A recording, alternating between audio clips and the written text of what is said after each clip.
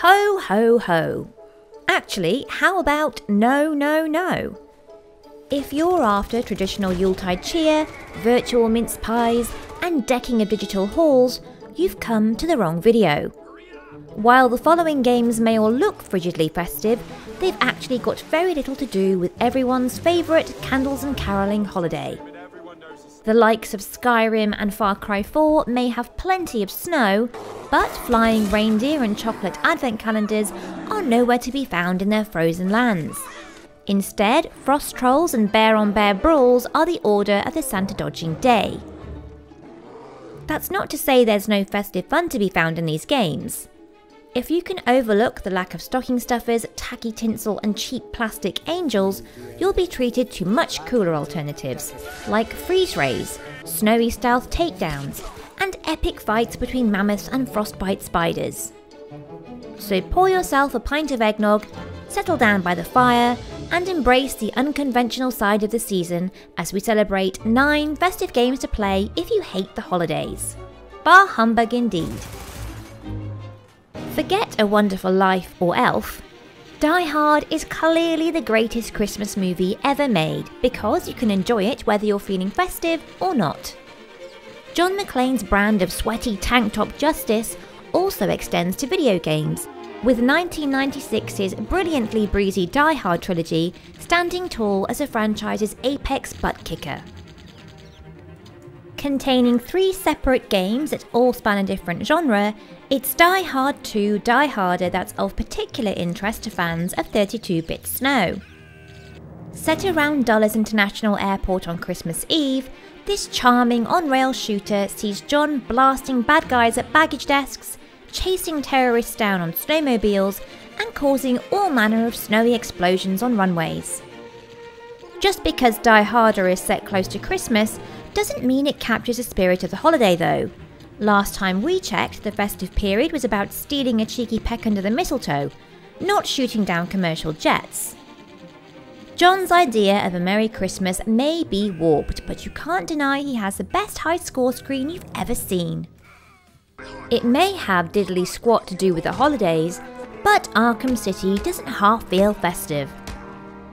A swirling snowstorm envelops Gotham throughout this unhinged sequel, as Bats puts off exchanging prezzies with Alfred to address more pressing matters, like punching great white sharks repeatedly in the face. The likes of the Iceberg Lounge and the cold, calculating Mr. Freeze ensure the extra chilly spirit of the season is never far away, in a game that constantly recalls Tim Burton's fiendishly festive Batman Returns. Though the Dark Knight's nocturnal criminal-bashing career prevents our billionaire vigilante from enjoying traditional holiday pastimes, it's not all doom and gloom for Bruce. After all, wouldn't you rather slap the snot out of a penguin than carve up a turkey back at Wayne Manor? That's what we thought. Until we get a PC shooter based on Home Alone, where you spend hours shooting a virtual Macaulay Culkin in the spleen as Harry and Marv, Skyrim stands alone as the greatest way to cynically recast the holidays.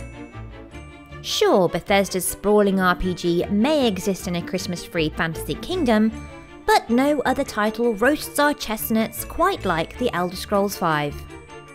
Vast swathes of pristine, powdery snow cover the enchanted kingdom of Tamriel, making Skyrim the ideal winter wonderland. Close your eyes and you can almost imagine Santa setting up his network of elf sweatshops on the slopes around Winterhold. Almost every inch of the frost-covered country conjures fuzzy festive memories. Roaring cauldrons brimming with hearty stew, snow-coated rooftops, life and death scraps against cranky frost trolls at the base of the 7,000 steps? Skyrim's army of mountain-dwelling creatures may not be the friendliest bunch, but those frostily festive views really help paper over all the wolf maulings. Crofty's Siberian-set sequel doesn't exactly scream Christmas. Well, not unless your definition of December 25th involves smacking a grizzly bear upside the head with a pickaxe. Instead, 2015's Rise of the Tomb Raider delivers its own form of frosty, albeit fatal, festivities. Lara's fantastic sequel has some of the most seductive snow ever. Whether crunching through knee-high mounds of the white stuff, or using a frozen lake to pull off inventive executions, no game pulls off chilly precipitation quite like Rise of the Tomb Raider. Granted, Croft's version of A White Christmas would likely give Kris Kringle hypothermia, and we doubt most people would swap carol singing for frozen ship exploration. Still, at least her snowy adventure is character building. Slaving over a hot stove to get that turkey extra succulent may take dedication, but it hardly compares to hacking Bambi's mom to bits to keep starvation at bay. Thanks to rampant modern-day consumerism, Black Friday has become a bigger deal than Boxing Day. Sadly, the Division's take on the heavily discounted day is a little less thrifty and a lot more apocalyptic. In real life, the day after Thanksgiving kicks off the festive shopping season in savings-obsessed style. In Ubisoft's Doomsday shooter, not so much. In fact, Black Friday equals death in the Division because that's the day a pesky smallpox pandemic spreads throughout New York City by way of infected banknotes. The next time you splurge your pay packet buying that half-price flat screen, spare a thought for the Division's downtrodden New Yorkers. Their version of Black Friday involves shooting each other over morphine supplies, not splurging on discount gadgets. Although that said, it's nice to know the end of the world doesn't mean the end of potted Fraser furs. The Division may be depressing, but its virtual Christmas trees are the business. Oh, and Santa? We'll see you in hell. Isaac Clarke's necromorph-slaying swan song is the most festive survival horror you'll ever find. Taking place in the 26th century, Dead Space 3 presents a vision of the future where mankind is dogged by undead alien beasties. Suffice to say, swapping gifts under the tree probably isn't high on Isaac's list of priorities. Though it has nothing to do with Crimbo, Dead Space 3 still feels festive. Much of this intergalactic horror takes place on Tau Volantis, a frozen tundra planet that couldn't channel the thing any harder short of making you shoot shape-shifting huskies while Clarke wore a beardy Kurt Russell mask. The game's savage snowy wilderness is filled with monstrosities to blast to bits in slow-mo, as Isaac dodges hypothermia by wearing his take on a Christmas jumper, an Arctic survival suit with an oh-so-chic furry collar. Cozy. Sadly, it seems Clarke couldn't find spares for his chums. Forget all that frosty death though, look, really crummy Christmas lights. Unless Ubisoft makes a sandbox shooter starring Santa, as he sneaks around Lapland liberating elf outposts and scurrying up antenna towers, Far Cry 4 will likely be the most festive open world the publisher ever releases. Taking place in the fictional Himalayan country of Kyrat, AJ Gale's adventure is a wintry wonder. Fighting off snow leopards and ludicrously feral badgers may not be everyone's idea of a Christmas game, but the shooter's majestic peaks and bitingly cold valleys can't help but give us all the festive feels. Chilly reminders to hammer home that seasonal spirit are all over Kyrat.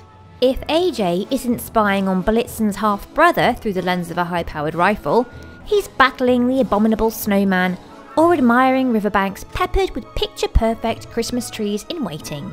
If Kyrat actually existed, it would be the perfect place for a Christmas retreat.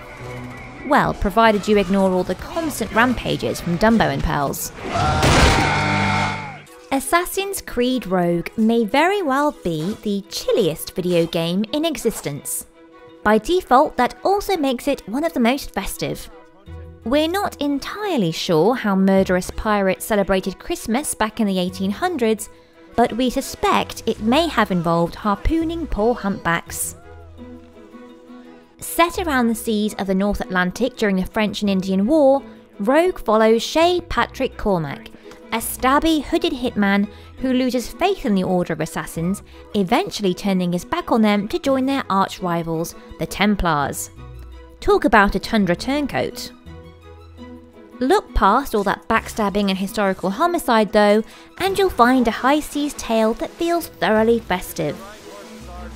Be it stalking Rudolph's cousins from frosty treetops, or scaling sink points to admire that slow-mo eagle cam amongst snow-smothered islands, Rogue offers a killer alternative to traditional Christmas celebrations.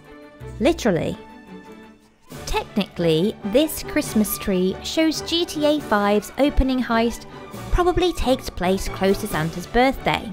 But come on, armed robberies, police takedowns, and fake deaths hardly yells "'tis the season" from the rooftops. Despite the thieving and hostage-taking, Trevor and Michael's brisk bank job feels surprisingly festive. Whether it's those woolly hats or blankets of crunchy snow just begging to be rolled into criminal snowmen, the North Yankton prologue fills us with warm, Christmassy thoughts. It's clear Michael also has a soft spot for Père Noël. Just look at the assumed moniker he opts for after entering FIB protection. You don't take the name De Santa unless you have a serious soft spot for the man in red. Trev and Mikey may have earned a place atop old St. Nick's naughty list, but that doesn't mean GTA 5's opening mission can't fill us with felonious festive feelings. Christmas may only come once a year, but thankfully you can enjoy all of the festive games featured in this video anytime you please. Fancy kickstarting a 14-hour Skyrim marathon on a sweltering July afternoon? Go nuts. The flying reindeer won't judge you. Probably. Let us know in the comments if you can think of any other festive games that remind you of Christmas, even though they have nothing to do with Santa's big day. Like this video if you enjoyed it, and please subscribe to Logitech G for more weekly shows. Thanks for watching.